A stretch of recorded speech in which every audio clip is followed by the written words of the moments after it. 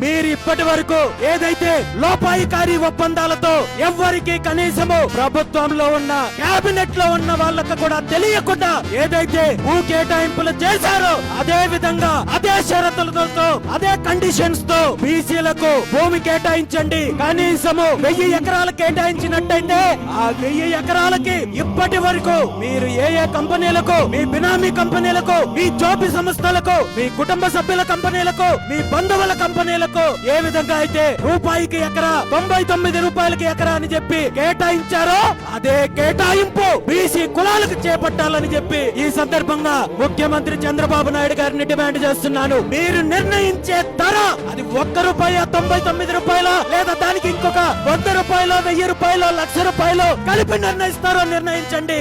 ఆ నిర్ణయించిన ధర చెల్లించడానికి నేను సిద్ధంగా ఉన్నాను. బీసీవై పార్టీ సిద్ధంగా ఉంది. ఖచ్చితంగా 1000 ఎకరాలు భవిష్యత్తు అవసరాల కోసం, బీసీ కులాల అభివృద్ధి కోసం కేటాయించాలని చెప్పి ఈ సందర్భంగా ఈ సభాముఖంగా ఈ చర్చా వేదిక సాక్షిగా ముఖ్యమంత్రి చంద్రబాబు నాయుడు గారిని డిమాండ్ చేస్తున్నాను. అలా జరగని పక్షంలో రాబోయే పరిణామాలకు మీరు బాధ్యత తీసుకోవాల్సి ఉంటుంది. ఏ రాజధాని పేరైతే చెప్పి మీరు వ్యాపారం చేస్తున్నారో ఆ రాజధానిని ఖాళీ చేయాల్సిన పరిస్థితి మీకు వస్తుందని చెప్పి ఈ సందర్భంగా ముఖ్యమంత్రి చంద్రబాబు నాయుడు గారిని హెచ్చరిస్తున్నాను.